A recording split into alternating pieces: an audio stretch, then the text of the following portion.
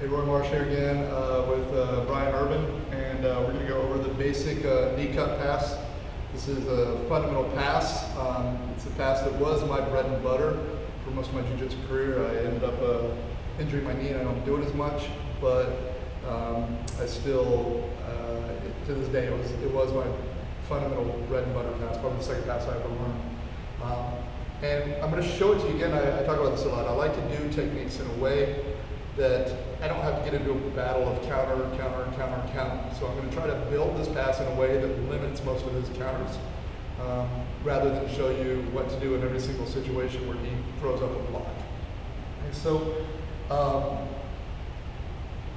the way I do it is, again, based on the real world concepts that maybe I don't have a gi to grip on. We'll talk about that in a little bit. Okay, so we're going to go ahead and get into kind of the meat of the pass here. So if he's laying back, I'm leading with one leg here. So we're just going to start right here. Okay, this could be this position, it could be this position. Right now, one in, one out. Okay, the position I want to be in is when I get ready to go, I want my hand on his hip bone. I look through it to cut the hip bone because I don't want him turning into me. Okay. So right now, we're going to start low. My knee is going to cut across right here. My elbow is in, so he can't bring this leg in. I'm cupping his hip. Here's the most important thing. Right now, when I can see this opportunity to pass, I have to close all this distance between us as soon as possible. Space right now is only going to be his friend. He needs to build frames. So if I give him all the space, he has the ability to make all these frames. So the moment I get a chance, I'm going to blast through that. Okay, and when I used to do this, it used to be like a missile coming in. So what I want is my knee, my head, and my hand are all going to touch the ground at the same time. I come forward, low, my head goes right next to his head, my knee touches the mat. Okay. I am glued from here to here on him. I'm not sitting up tall. Okay? I'm here. Good. So one more time, I'm here. I'm low. I don't come up. I come forward. My head comes forward. My elbow's on his hip. Everything touches the ground at once. Here. My leg steps out. Okay? This is very important. Okay? Here's the thing. When I'm passing, I have 4 shields I have to pass. His feet, his knees, his hands, and his elbows. And I have 2 control points I have to deal with. His hips and his head. Most often when people pass, the mistake they make is they try to control the head too early. And they leave the hips free to move. Okay? So if my arms are up here trying to control his head, I have no control over his hips. But if my hips are back here, if my hands are back here controlling his hips, I have no control of his head. So a lot of times when I roll, if you guys see me roll, where you see, I'm using my head often to control his head, which allows me to keep my hands back controlling his hips. Okay, so let's go turn your head the other side, please.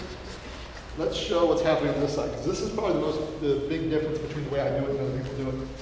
When I pass and I go here, this hand, pull him up, locks next to his body. I'm not reaching for the underhook yet. I'm here.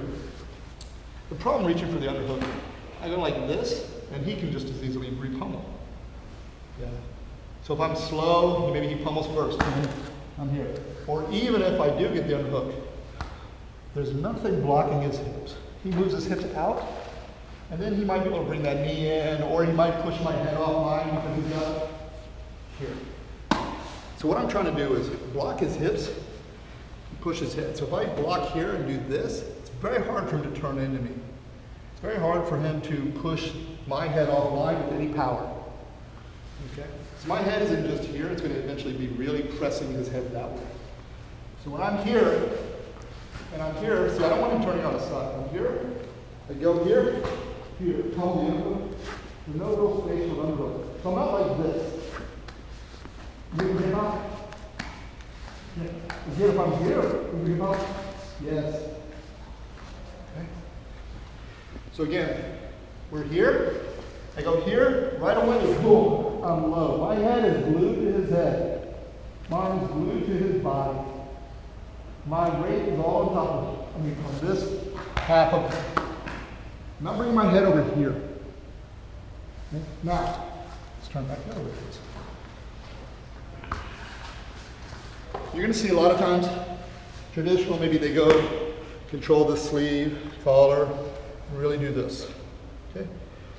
I don't do this as much, A, because if I don't have the sleeve and the collar, this pass just doesn't work, doesn't exist. The other thing is, I'm not that big a guy. I'm not small, but for Team Rock, I'm not that big. Put your elbow down. And I can try to do all this and everything, and eventually I might get it, but I'm basically stalled out here wrestling with his elbow. Okay? The other thing, if you notice people who do this pass, they tend to be middleweight, middle heavy, and up. You don't see a lot of lightweights and featherweights being able to do this pass because it just requires a lot of pressure. And I know there's details to it, don't get me wrong. It is a good pass, but I don't like to mess with it because this whole time, all this space is open. So when I come through, I'm here. My head goes forward, low. I'm blocking the head. Keep your elbow in. Now, this elbow's locked. It's glued to his body. But when I drive his head offline, look, very easy to pick up. So I'm driving his head that way. Now, at the same time, I'm on my knee. I don't want to stay here. If he takes his knee behind me and bumps me in the butt, I'm light.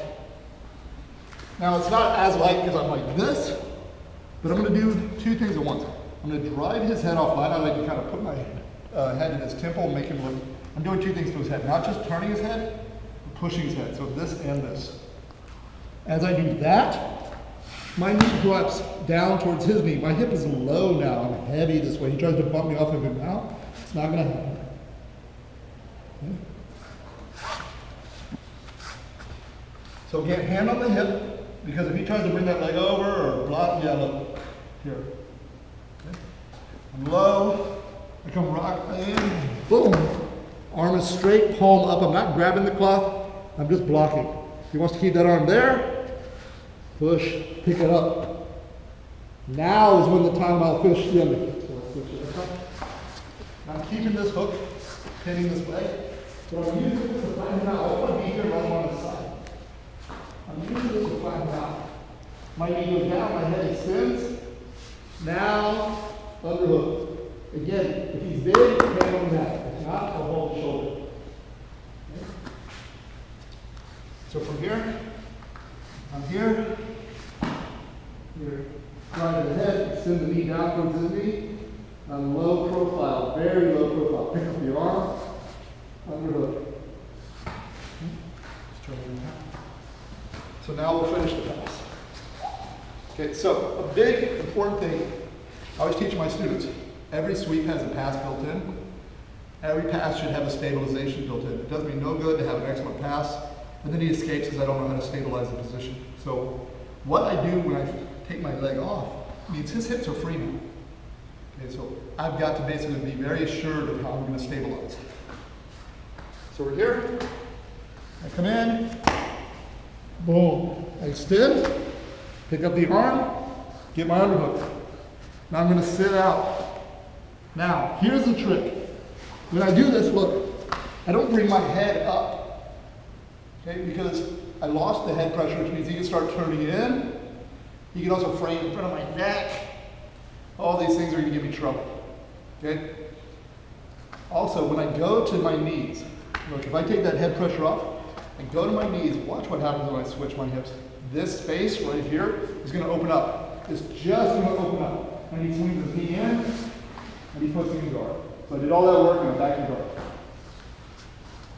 Now I can walk his hips back and turn his hips. And that's perfectly fine. That's great. And I'll do that a lot of times. But people know that role with me, I'm kind of a jerk. So I'm going to stay on that head-to-head control. And with that head-to-head control, I'm keeping it. So I'm here, boom. I drive his head over my knee, here. Now, I sit out. Now the way I go to my knees is I'm going to drive my head into his head more. Because as long as his head is laid that way, his knees can't turn this way. Put me in guard. Look, even doing this, even giving him all that space, he's not going to put me in guard. So I'm here, I drive. Then I come back to my position. So we're here, I get this position. This could be here. Boom. I'm here. In. Open. Out. Here. Now look, I'm still driving into his head.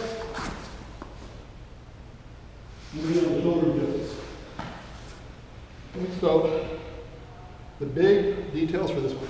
Hand on the hip, it slides low shoulder, head to head. Okay?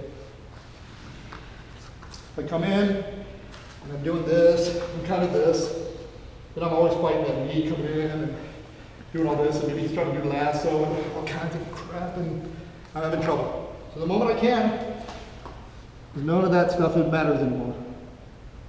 He wants to push on my hip. Yeah, look, this is not going to matter. He's not going to keep that elbow fist. And I do this, and I push his head and turn his head. That space opens up. This elbow gets weak. Okay? And again, I don't want to just come here and do all that work, lift my head up, have him frame, or immediately put me back in guard because I open that space. So, this is our basic knee cut across, knee slice pass. Again, all these other passes, they're certainly fine and everything. I feel like that's a lot of space. The moment I'm passing, you give me any space, I glue myself to you. So I don't have to, I hate dealing with all this stuff. I'm not gonna he does a lasso and I can defend the lasso and he does this, no. I'm just gonna come in, boom, here. Right away, I'm on his head, I'm blocking his hip out. No hipping.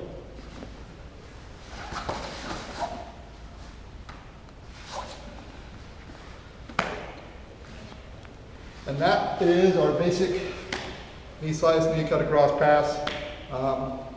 This was, like I said, the bread and butter. I'm just now getting confident again with my knee to start to do this one again.